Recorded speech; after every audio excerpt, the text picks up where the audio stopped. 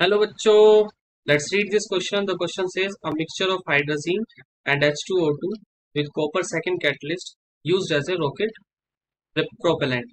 Okay, question में पूछा हुआ है कि रॉकेट प्रोपेलेंट में क्यों यूज किए जाते हैं. So the key concept for the question is that is hydrazine and H2O2 used in rocket propellant. Rocket propellant के अंदर इनका यूज क्या होता है.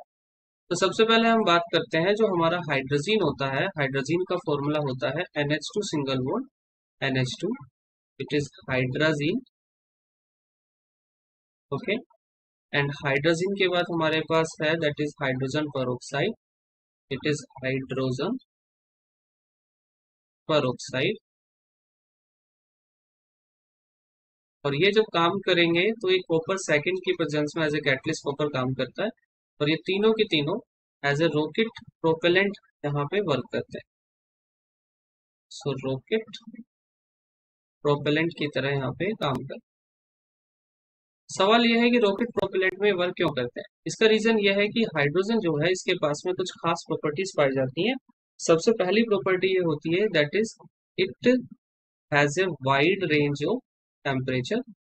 इसके पास काफी हाई टेम्परेचर पाया जाता है, वाइड रेंज ऑफ टेम्परेचर. यानी कि और ये भी कह सकते हैं कि इसका कोई फिक्स टेम्परेचर नहीं है कि कितना हाई भी जा सकता है. ठीक है. So it has a wide range of temperature. और उसके साथ साथ इसकी दूसरी कैरेक्टरिस्टिक्स एक और होती है that is it releases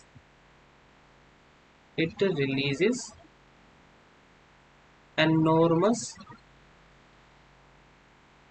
amount of energy. ठीक है, अमाउंट ऑफ एनर्जी. तो लिख देते हैं सही से, अमाउंट ऑफ एनर्जी. बहुत भारी मात्रा में ये एनर्जी भी रिलीज करता है. इसके अलावा इनके बीच में जो रिएक्शंस होती हैं वो भी हम समझते हैं कि रिएक्शन किस तरह से फिर हमें विजिबल होती है.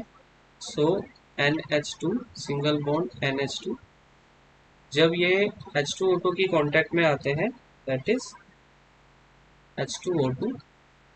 ठीक है, तो यहाँ से ये नाइट्रोजन गैस का प्रोडक्शन करते हैं. और उसके साथ साथ नाइट्रोजन गैस के साथ साथ यहाँ पे वाटर की फॉर्मेशन होती है.